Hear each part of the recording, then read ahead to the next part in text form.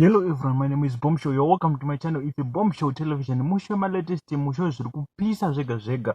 Kana uri munyowa, don't forget to subscribe to our channel. It's a Bombshow Television. Nhasi ndauya ne good news. Kana une business raunoita, imborisa mu comment section unoona kuwana nonechi ne customer kana munhu anozvida. Kana une business raunoita ingoriudza mu comment section unoona kusanganochi nemhene. Tiri ku advertise mahara, tine ka promotion sezvo takapinda 7000 ma subscribers. Guys, ndokubigai makapenga. Ndimi munoita tirambe tichiendera kumberi tichaga ma latest. So ndisinganyanyi kupedza nguva, kana uri munyowa ndinokuchingamidza nemufaro. Don't forget to subscribe to our channel. Ndisinganyanyi kupedza nguva, let's get into today's story, and don't forget to advertise your business with us. Number munozowana pa description ye channel kana kuti ndichadzisa mu comment section.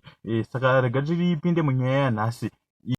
Right, thank you for tuning in. Thank you for deciding to watch this video. If you are new here, don't forget to subscribe.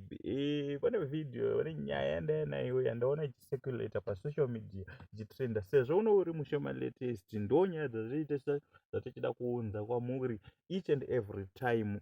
Though pamwe pacho hedu tinozombokundikana, but hatingazofa dzedu munhu wese, but wazhinji wafara we 9000 subscribers pakaipa guys. Right now ndine picture ramukuona apo iro. Ndofunga mukuona mukadzi uyo ari kuita sei ari kukisa murume uyu, then akamirira hake kugerwa. Iri ibhabha riri kuNigeria rekuti wakamirira kugerwa unenge uchimboita sei, uchimbokiswa nevakadzi uchiita sei. Saka handothingi kuti vakadzi vakariziva vanobvumidza varume kuenda kugerwa vega, because pakaipa. Saka zvinenge zvichitoda kuti uyu panga akamirira ari kugerwa yatombokiswa. So comment what do you think?